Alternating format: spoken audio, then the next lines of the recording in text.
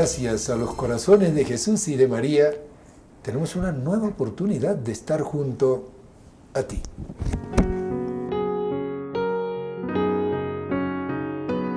La frase mariana del día.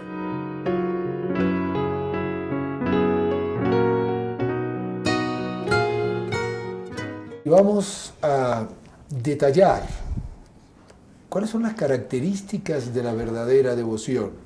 No vamos a leer hoy ninguna, comenzaremos a leerla en lo sucesivo. Pero dice San Luis María Griñón de Montfort: después de desenmascarar y reprobar las falsas devociones a María Santísima, conviene presentar, en pocas palabras, la verdadera devoción, que es interior, tierna, santa, constante y desinteresada. 5 notas características que Dios mediante a lo largo de estos programas junto a ti iremos describiendo. Pero es un buen examen de conciencia. ¿Es nuestra devoción a la Virgen una devoción interior? ¿Es una devoción tierna? ¿Es una devoción santa? Es decir, ¿me lleva al camino de la santidad? ¿Es una devoción constante? Es decir, no es una devoción que, bueno, hoy soy devoto, mañana ya me olvido y vuelvo otra vez a mis andadas. Es una devoción desinteresada, es decir, dejo de poner a María Santísima en un mostrador, dar para recibir. Mira, yo te prendo una vela, pero tú me tienes que conseguir. Mira, yo te hago un cargo, pero tú me tienes que dar. Para que meditemos y lo meditemos mucho. Un saludo muy cordial a todos los amigos que nos siguen a través de los distintos medios. La amplitud modulada, los 590 en la ciudad de Arequipa, 1180 en la ciudad de Lima, 720 en la ciudad de Cusco, Canal 27, UHF, tanto en la ciudad imperial como en la ciudad blanca. También para aquellos amigos que nos siguen a través del internet. Nuestras páginas web www.nsetv.com, www.nsradio.com, o para aquellos que nos siguen a través del YouTube. Nuestros canales son NSTV Radio, NSTV Perú. También algunos nos contactan a través del portal de Gloria TV o a través del Facebook. Allí en el Face tenemos 2, el de la radio y el de la televisión, NS Radio, NSTV. Y si quieres tener alguna, podríamos decir, ver claramente algo respecto al junto a ti, nuestro hashtag es NSE junto a ti. Lo tienes en alguno de los rincones de la pantalla. Agradecemos la asistencia técnica de José Antonio Tinta, que nos permite hoy estar en vivo y en directo, por lo menos aquí en el Cusco. Recen porque ya estamos a punto de solucionar el problema del internet, y solucionado ese problema tendríamos la posibilidad de volver a las retransmisiones, o mejor, a las transmisiones en conjunto, tanto en Arequipa como en Lima.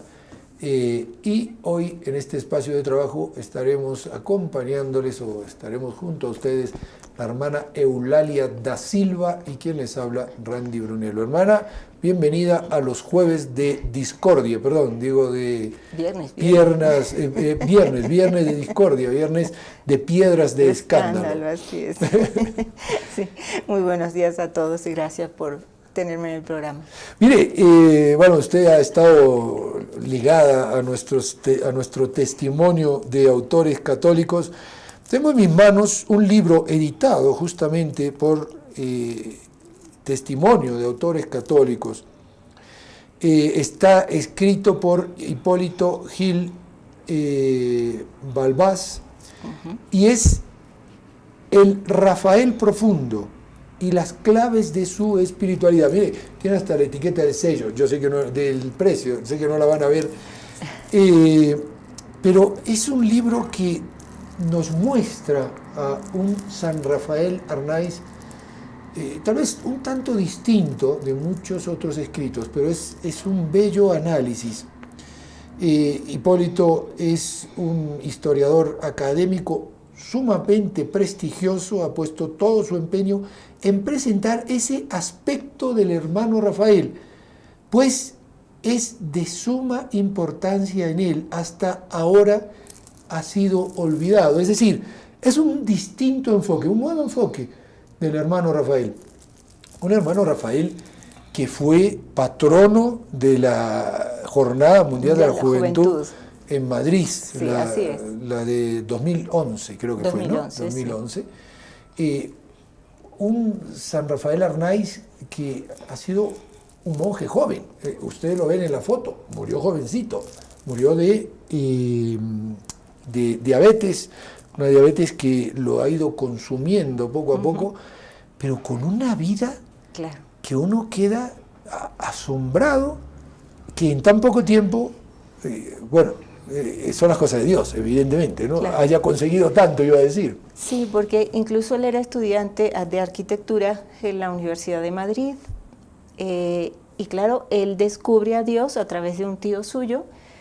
Tenía uno de sus tíos, por parte de mamá, me parece, era conde, de la nobleza española, ¿no?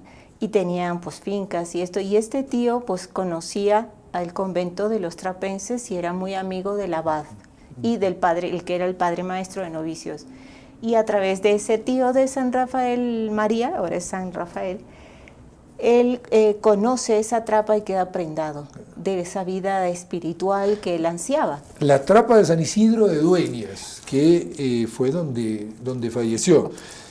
Alguno preguntará, bueno, ¿y dónde consigo el libro? Librería Testimonio, evidentemente. Aquí en Cusco, en San Bernardo 126. 126, en Arequipa, en la calle La Merced. Está ahí a media cuadrita de la Plaza de Armas. ¿Usted se acuerda el número o no? 108, si mal no recuerdo. 108, menos mal que trabajó en Testimonio. Y hay un número que sí me acuerdo yo, que es Alaberry 862, que ahí está también nuestra librería Testimonio. Todas las librerías Testimonio están ahora al lado de las radios NSE. Exactamente. Toditas. Si no el radio, justo si debajo. sabe dónde está la radio, sabe dónde está la librería. Y si sabe dónde está la librería, va a descubrir dónde está la radio de su ciudad. Así que el costo de este libro, 50 soles. Si van de parte de NSE, pidan un descuento especial. Yo creo que se lo van a hacer, estoy seguro. Y después quiero seguir propagando esta revista. Todavía no tengo en mis manos la de agosto-septiembre, pero esto es una maravilla para la familia y para los niños. Estaba leyendo hoy, estoy releyendo, yo no sé cuántas veces lo leí ya, pero yo soy así, soy un tipo de leer muchas veces los mismos libros. La familia que alcanzó a Cristo no, ese ya lo he leído unas 50 veces. Este es Historia de una familia, que es de la familia de Santa Teresita del Niño Jesús, sus papás santos, San Luis Martén y Celia Guerin. Y uno queda asombrado de lo que se vivía en esa familia y de lo que se vivía en esa época en familia. Así es. Una de las cosas que esta revista puede ayudar es a contribuir que la piedad vuelva a estar en el seno de la familia. Porque aquí tengo historias para contar, aquí tengo cosas científicas para compartir, incluso puedo aprender, bueno, en este concreto, en este número, hasta cómo cocinar el arroz a la española, cómo trucos y consejos para, imagínense, es una revista científico-religiosa, pero tiene mucho de ciencia, o sea, también explica, por ejemplo, para un niño, o sea, para un joven incluso, qué es un ciclón, qué es un huracán, qué es un tifón, qué diferencia tiene, si las tiene o no las tiene. También, ¿usted sabe que la saliva sirve para calmar el dolor? Ah, ¿no lo sabía? Pues compré los exámenes y se va a enterar por qué, yo no se lo voy a contar a propósito. Y cosas por el estilo. Y tiene historias de santos, historias de la Biblia, historias hermosas, por ejemplo, como la de Érase una vez, que dejan una enseñanza, pero que no son historias religiosas propiamente dichas, ¿no? Que son las que usamos en Don Búho. Estas son las que usamos en Don Búho, que muchas veces vienen fábulas, incluso de las fábulas de Esopo, que están adaptadas de una manera muy bonita. Sí. Es una revista que yo creo que la familia necesita. Creo que el costo es 2 soles. Mire, si usted no tiene 2 soles, que yo pida limona en la calle y cómprese la revista de Benjamín, ¿qué quiere que le diga? Pero 2 soles, ¿quién no se gasta 2 soles en comer un caramelo, en comprarse un chocolate? Eso bueno, alimenta. no se compre el chocolate o no se tome el helado que tenía ganas de tomar y regálele esta revista a su hijo, ¿no? Se ¿Qué le come parece? mejor, se alimenta uno más. Es un alimento mucho más sustancial. Sí, sí, así es. Bueno, nos hemos recontrapasado en el tiempo, pero valía la pena. Vamos ahora a el Santo del Día, nuestra sección del Santo del Día, y enseguida nos metemos de lleno. Hoy vamos a hablar de alguien que no está canonizado todavía, que tiene una vida que es totalmente la vida de un santo, y que fue desterrado incluso de la propia obra que fundó. ¿Quieren saber quién es? No se vayan, seguimos junto a ti.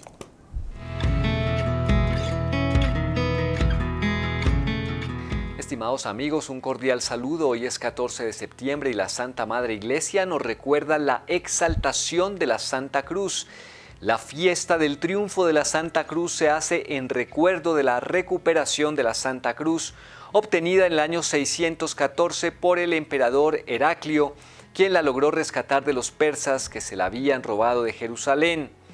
Al llegar de nuevo la Santa Cruz a Jerusalén, el emperador dispuso acompañarla en solemne procesión, pero vestido con todos los lujosos ornamentos reales, y de pronto se dio cuenta de que no era capaz de avanzar. Entonces el arzobispo de Jerusalén, Zacarías, le dijo: es que todo ese lujo de vestidos que lleva están en desacuerdo con el aspecto humilde y doloroso de Cristo cuando iba cargando la cruz por estas calles. Entonces el emperador se despojó de su manto de lujo y de su corona de oro, y descalzo empezó a recorrer así las calles y pudo seguir en la piadosa procesión. La Santa Cruz, para evitar nuevos robos, fue partida en varios pedazos. Uno fue llevado a Roma, otro a Constantinopla, un tercero se dejó en un hermoso cofre de plata en Jerusalén, otro se partió en pequeñísimas astillas para repartirlas en diversas iglesias del mundo entero, que se llamaron Veracruz o Verdadera Cruz. Nosotros recordamos con mucho cariño y veneración de la Santa Cruz, porque en ella murió nuestro Redentor Jesucristo, y con las 5 heridas que allí padeció, pagó Cristo nuestras inmensas deudas con Dios y nos consiguió la salvación. A San Antonio Abad, año 300, fiesta que está en el mes de enero, le sucedió que el demonio lo atacaba con terribilísimas tentaciones, y cuentan que un día, angustiado por tantos ataques, se le ocurrió hacerse la señal de la cruz, y el demonio se alejó. En adelante, cada vez que le llegaban los ataques diabólicos, el santo hacía la señal de la cruz y el enemigo huía. Y dicen que entonces empezó la costumbre de hacer la señal de la cruz para librarse de males. De una gran santa se narra que empezaron a llegarle espantosas tentaciones de tristeza. Por todo se disgustaba. Consultó con su director espiritual y este le dijo: si usted no está enferma del cuerpo, esta tristeza es una tentación del demonio. Le recomendó la frase del libro del Eclesiástico en la Sagrada Biblia: la tristeza no produce ningún fruto bueno, y le aconsejó: cada vez que le llegue la tristeza, haga muy devotamente la señal de la cruz. La santa empezó a notar que con la señal de la cruz se le alejaba el espíritu de tristeza. Cuando Nuestra Señora se le apareció por primera vez a Santa Bernardita de Lourdes, la niña, al ver a la Virgen, quiso hacerse la señal de la cruz, pero cuando llegó con los dedos frente a la cara, se le quedó paralizada la mano. La Virgen entonces hizo ella la señal de la cruz muy despacio, desde la frente hasta el pecho y desde el hombro izquierdo hasta el derecho. Y tan pronto como la Madre de Dios terminó de hacerse la señal de la cruz, a la niña se le soltó la mano y ya pudo hacerla ella también. Y con esto entendió que Nuestra Señora le había querido dar una lección, que es necesario santiguarnos más despacio y con mayor devoción. La exaltación de la Santa Cruz, queridos amigos, en nuestra sección del Santo para el día de hoy.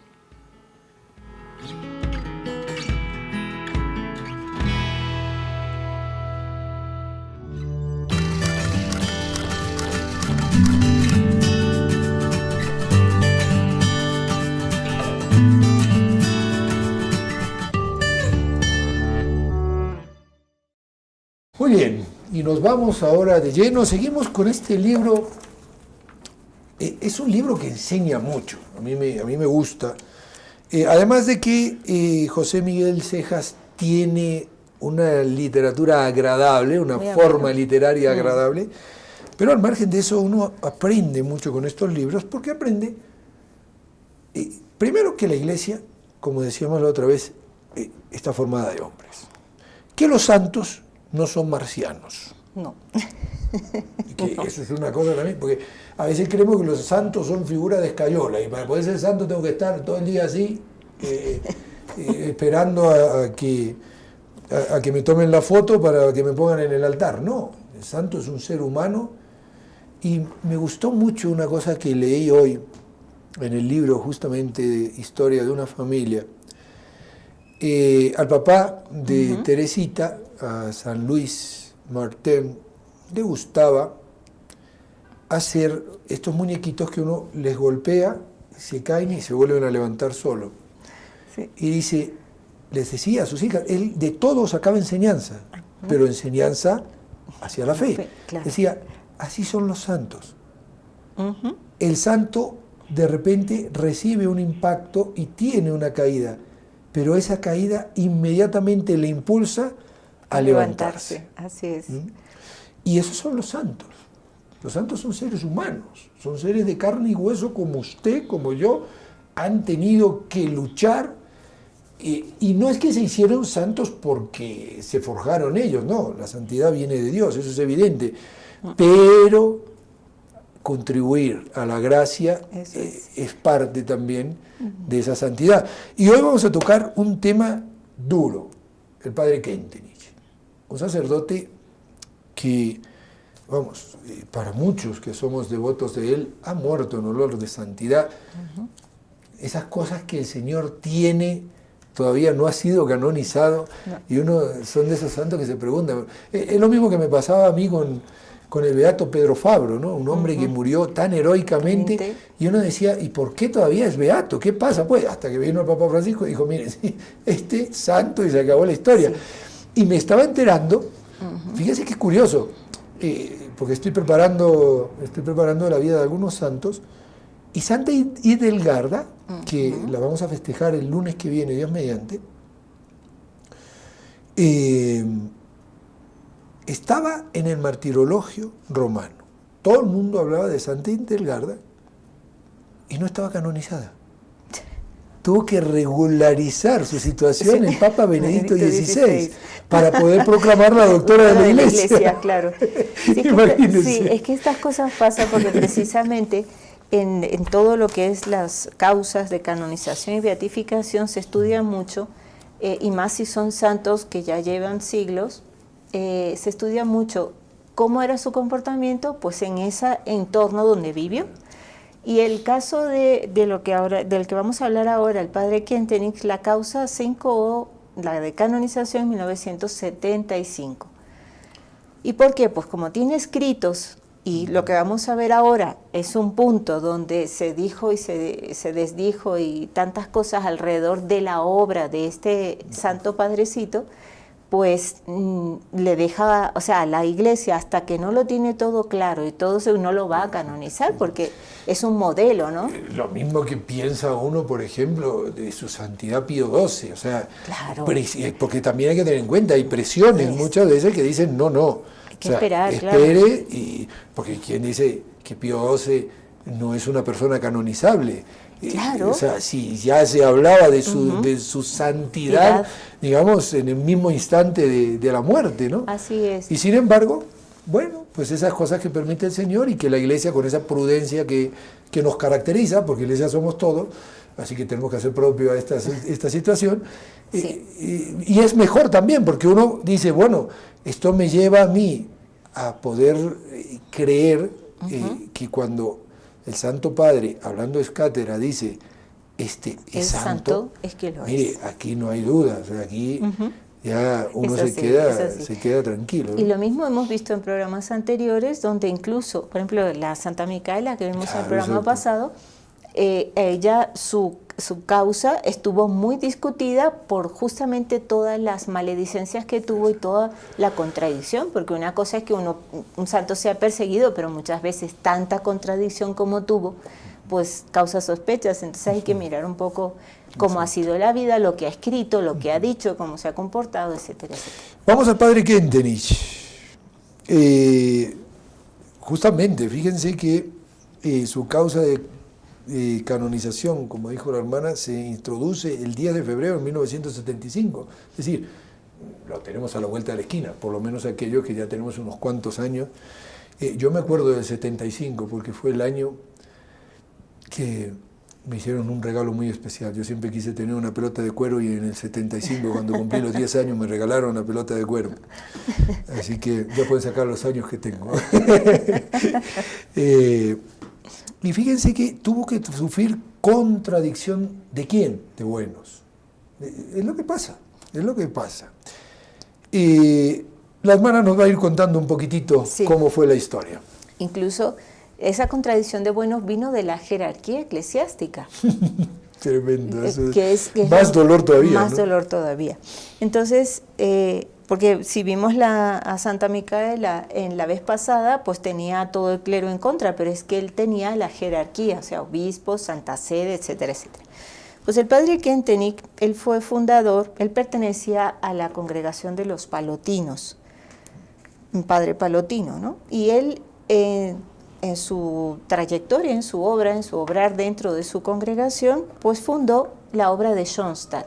Eran sacerdotes dedicados, más bien con un carisma mariano, dedicados pues a la evangelización. Era una obra evangelizadora en aquella época donde todavía ya habían salido, me parece a mí, de la Primera Guerra Mundial, y entonces estaban como en esa nueva evangelización poco antes de la Segunda Guerra Mundial.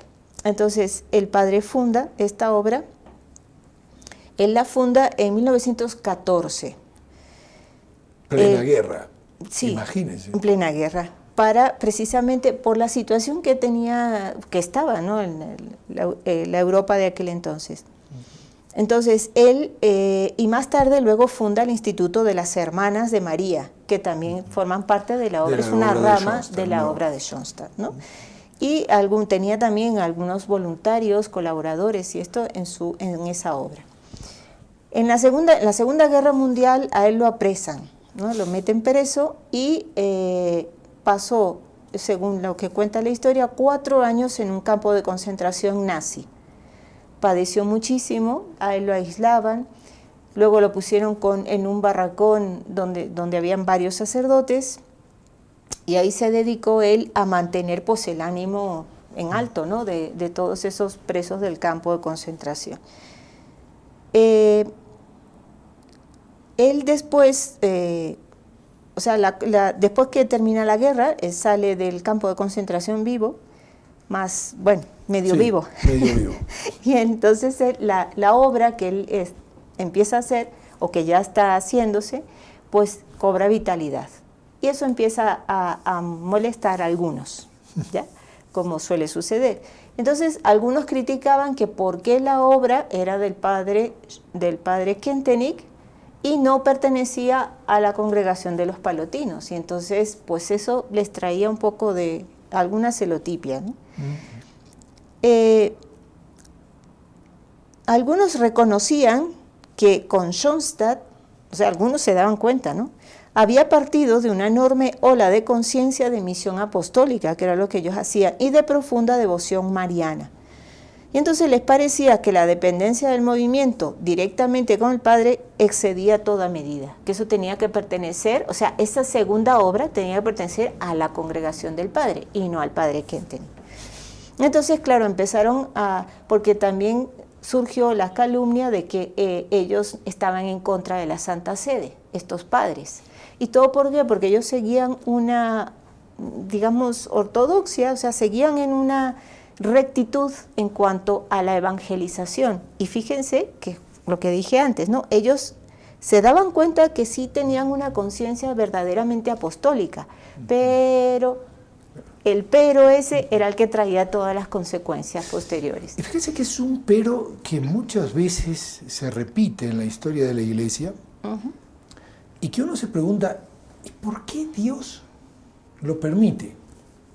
Y justamente lo permite para purificar la vida de aquellos que son sus elegidos, en este caso el padre Kentenich, y esta obra concretamente, porque un sacudón de este tipo ayuda a que el árbol se arraigue, ¿no? Porque eso es una realidad. O sea, así es. Muchas veces pensamos de que estos remesones lo que provocan es estampidas. No, es como el árbol en otoño. Viene el viento, lo sacude, las hojas secas se caen, pero queda la estructura incluso más fuerte porque al pasar el viento el árbol ha hundido más sus raíces y cuando surge o cuando resurge, surge de una manera, iba a decir, más vital, más fuerte. Con ¿no? más fuerte. Con más fuerza. Y quiero resaltar una frase del padre Kentenich, una frase que nos muestra el corazón del padre Kentenich. Dice: tengo la impresión de que no he hecho nada en estos 40 años. No crean que es exageración. Está hablando un alma humilde, un corazón humilde. Esto lo podemos decir usted y yo, pero para llamar la atención y para que todo el mundo diga: no, mira, pero si tú estás haciendo esto, qué bien. Entonces ahí como pavos reales nos vamos inflando, diciendo: no, pero no, es que no lo hago yo. Sí, mira. Y entonces ya se va inflando, y nos vamos inflando y a poco reventamos ahí como globo, ¿no? Pero fíjense que lo dice claramente, no crean que es exageración. Es literalmente así. Hay un estado de ánimo peculiar que el Salvador acuñó en su forma clásica. Y cuando todo lo hayáis hecho, decid: siervos inútiles somos. Esta es la diferencia entre los santos y nosotros. Así es. Que nosotros nunca nos sentimos siervos inútiles. O sea, exactamente. Siempre, esto lo hice yo, cuidado, o sea, claro. fíjese qué bonito quedó. O sea, bueno, lo podría haber hecho mejor, pero lo que pasa es que fulano se metió en el camino y por eso no me salió tan bien. Es así. Y justamente el no comprender este corazón es lo que trae las habladurías de las personas. ¿Por qué? Porque todo el mundo, o sea, el ladrón cree que todos son de su condición. Y entonces, ¿qué pasa? Mira, este quiere tener la obra a su cargo, este quiere mandarse solo, y creen que el corazón de ese fundador, que para mí, os vuelvo a repetirlo, voy a hablar de este santo en cuanto a su forma de vida, porque no está canonizado, y tampoco me voy a adelantar a los juicios de la Iglesia, pero cuando ven el corazón del santo, no lo comprenden. No se comprende. No lo comprenden. Dicen: no, este es un loco, este es un demente, o este es un ambicioso, que lo que quiere va por ahí. Es hacer todo él, ¿no? Va por ahí. Y es que este corazón del padre Kentenich, o Kentenich, como se quiera decir, él se forjó, se purificó en esos 4 años de campo de concentración. Yo quisiera saber dónde estaban todos estos que lo acusan. Exactamente, en ese tiempo. ¿Ya? Y es que él se dedicó en esos 4 años a fortalecerse en la fe, oraba. O sea, él decía, bueno, él estando allí pensaba, pues la obra que he fundado, si se muere, se muere. No, o sea, señor, en definitiva, es tuya. Es tuya, no es de... Si tú la cuidas, y si no, pues quiere decir que no era tuya. Y al fortalecerse en la fe y tener en cuenta de que la obra no era de él, sino de Dios, pues fue cuando se empezó aquella vitalidad y él dice: pues yo no he hecho nada. O sea, ¿qué he hecho? Pues ese sufrimiento, ese crecer hacia adentro en la fe, que es el valor de los santos, está en eso. Entonces, por eso es que él podía decir con toda humildad y veracidad: no he hecho nada, claro, si todo lo ha hecho Dios. Y quiero ponerle otro enfoque. Yo sé que tal vez nos salimos un poco de la línea, pero cómo el Señor purifica las almas a través del sufrimiento, y por qué el Señor permite las guerras. Me viene a la mente un San Juan Pablo II, me viene a la mente un Benedicto XVI, nuestro Papa Emérito. Me viene a la mente también un padre Molina, que sufre una guerra que es la guerra civil española, que se dice normalmente que las guerras civiles suelen ser mucho más duras que porque es una guerra fratricida, es decir, son hermanos contra hermanos, y cuando los hermanos se encarnizan unos contra otros, la cosa suele ser mucho más dura. Y entonces uno se pone a pensar cómo Dios, pule los corazones de aquellos que tiene, de alguna forma, elegidos, entre comillas, no aquí de un elegido iluminado, ni mucho menos, pero son personas que las tiene para determinadas obras, y la guerra la permite Dios, y saca de esa guerra frutos incalculables. Y uno dice, pero ¿cómo puede ser que Dios permita una guerra? Mire, tantos millones. Y me viene a la mente aquello de las cruzadas, por ejemplo, cuando se le revela, no me acuerdo a qué santo, cuando esa cruzada fue un fracaso, murieron todos por una traición, y le dice, mira, todos murieron en gracia de Dios y se salvaron. Si hubieran seguido en sus castillos y hubieran seguido en sus cosas, se hubieran condenado todos. Claro. Y yo permito la guerra y ese sufrimiento para salvar, no para destruir. Ciertamente. Y para forjar, como bien dice usted, en ese crisol, que es muy duro una guerra, y sobre todo cuando es interna, pues para forjar la fe, o sea, para hacer crecer la fe. La fe es oscura. ¿verdad? Entonces, en ese sufrimiento, en ese dolor que es más íntimo, en el que se vio, como se vio el padre Kentenich, preso, una obra incipiente, él solo allí, con aquella crueldad de los campos de concentración, ese sufrimiento, al hacer que él íntimamente creciera más en fe y se agarrara más a Dios, fue lo que ha hecho que él, al final de sus días, pues haya sido una persona realmente loable, ¿no? Y haya podido desprenderse de la obra, como se va a ver ahora, a lo largo de su vida, porque él fue desterrado. Vamos a eso, duro, desterrado. No solo de su obra, es que no podía tener ni no podía estar en Europa. Contacto, nada. Digamos, espacial, por decirlo de alguna manera, ¿no? Sí. Lo mandaron a la otra punta del mundo. Exacto, lo mandaron a América, ¿no? Porque si seguimos la historia, el relato, en 1950, que es cuando ya él hace esta declaración que usted acaba de decir, pues estas frases, y él dice, en 40 años no he hecho nada, pues resulta que el Santo Oficio, que ahora es... la Congregación para la Fe. Exactamente, él se llamaba antes el Santo Oficio, nombra un visitador apostólico para la obra, porque le llegan todos esos rumores de que cómo es posible que él solo, una obra tan grande... Que los padres no están muy bien con la iglesia. Exactamente. Entonces, ese visitador apostólico fue un jesuita, el padre Sebastián Tromp, profesor de la Universidad Pontificia Gregoriana y consultor del Santo Oficio. Fue el visitador. Y esto ocurre en la Semana Santa de 1951, llega a Schoenstatt, este visitador, y tiene una primera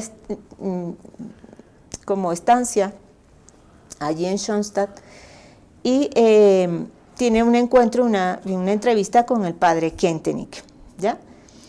Entonces, porque el padre ya tenía, o sea, su obra se había expandido y habían algunas ramas de esa misma obra en América del Sur. Entonces, cuando él ya volvía de América,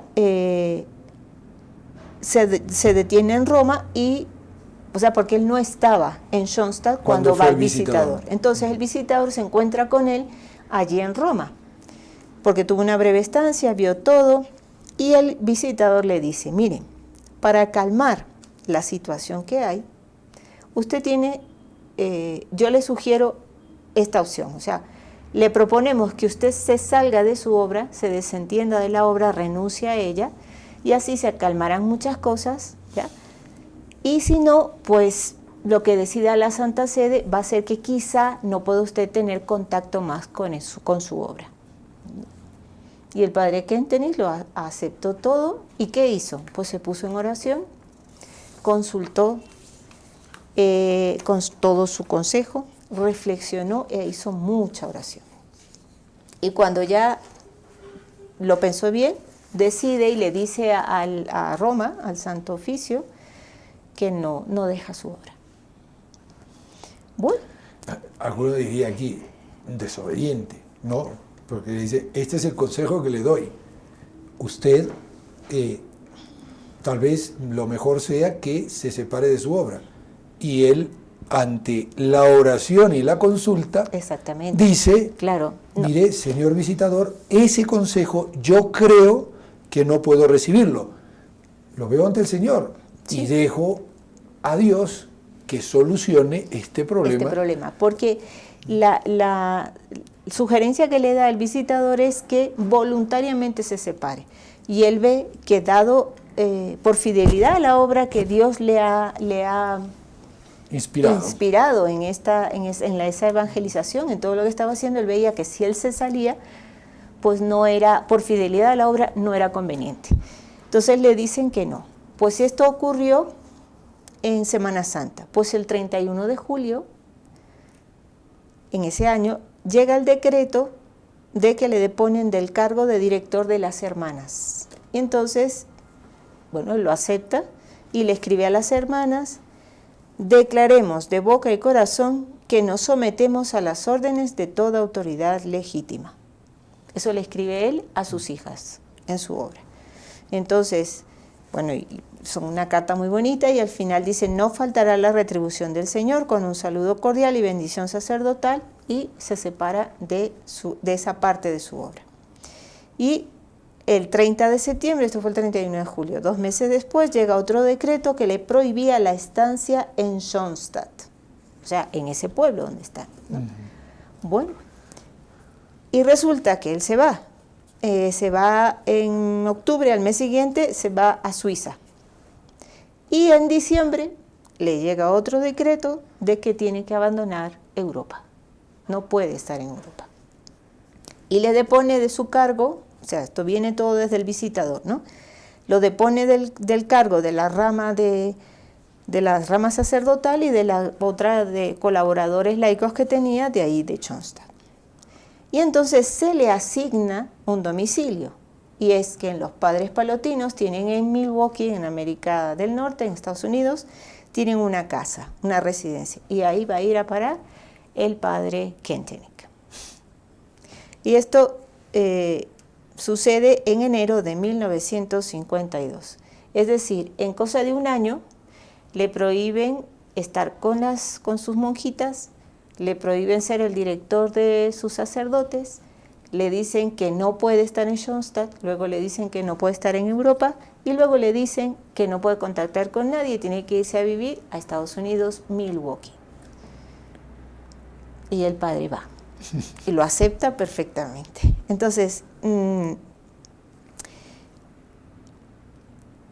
en junio, esto fue en enero, ¿no? En junio el padre Kentenich llega a Milwaukee, donde estuvo trabajando durante 11 años como capellán de los emigrantes alemanes, porque se entiende, claro, no lo hemos explicado, Schoenstatt está en Alemania, sin mantener, como se había indicado, el mínimo contacto con Schoenstatt, ni por carta, ni por teléfono, ni telegrama, ni internet, nada de eso. O sea que estuvo 11 años trabajando como un sacerdote palotino, como siempre había sido, bajo las órdenes de sus superiores, en Milwaukee, desterrado de su obra.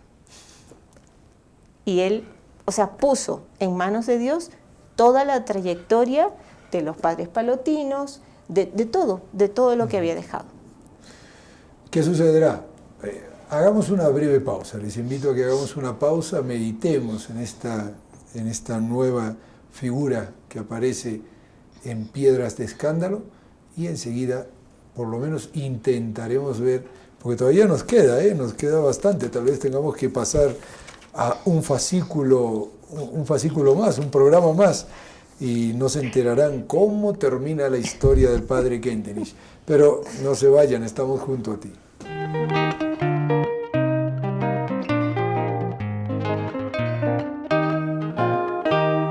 Virgencita María, bendita seas con tu llegada.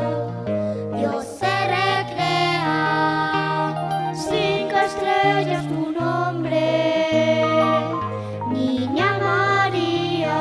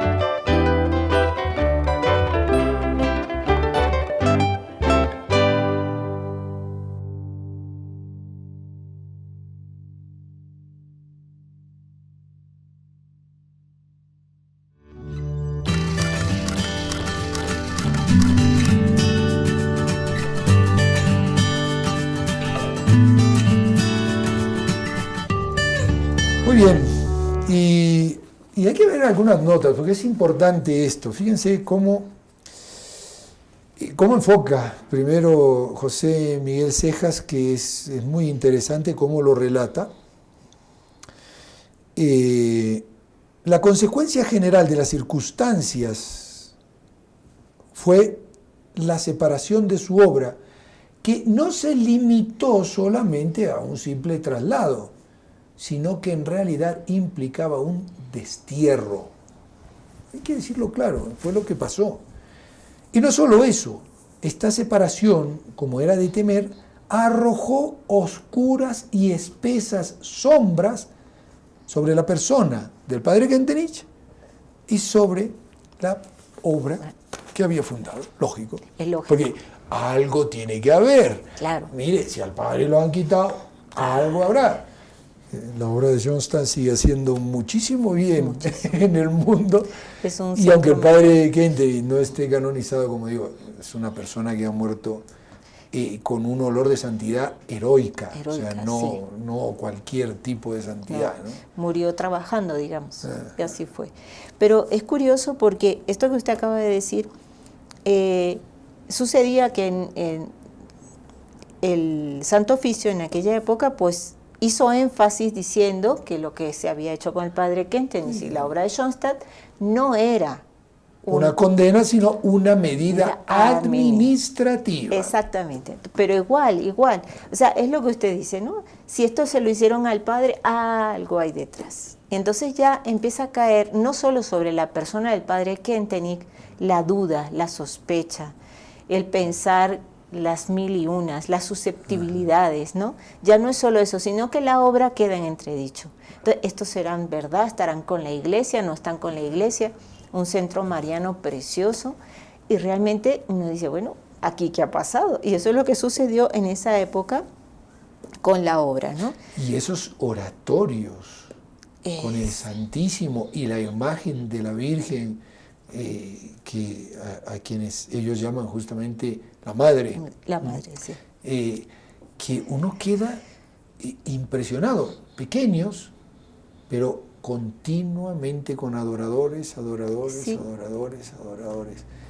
que eso el demonio no lo soporta, hay que decir lo que es. Claro, o sea, y es que claro. y él lo que quiere es cualquier obra que proponga un poquitito la adoración y es curioso, porque la mayor parte de las obras últimas de la iglesia han sido muy marianas, marianas, y el demonio es que no la soporta. Se pone pero de punta, peor todavía, porque claro, es la que le pisó la cabeza. Siendo una mujercita. O sea, ¿cómo una mujer me va a pisar la cabeza a mí y encima ahora van a cantar alabanzas de ella?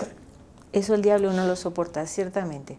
¿Y qué ha hecho? Pues, aparte de lo que usted nos dice, tratar de hundir una obra en la que tanto la Madre de Dios, que luego ella nos lleva a Dios y a la adoración al Santísimo, vamos, una obra que se basa en eso, pues tiene que ser buena. O sea, no puede haber una maldad y eso, pueden haber errores, pero no puede haber una maldad. Entonces, ¿qué hizo el demonio? Suscitó eso. Al tener esas sospechas y susceptibilidad acerca de la obra, incluso hubo personas que empezaron a acudir a la jerarquía eclesiástica, estando en esta situación el padre Kentenich, acusándolo de cosas todavía más graves.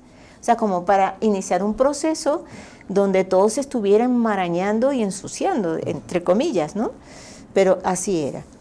Esa visita apostólica, con esta medida, no había terminado y duró 2 años más.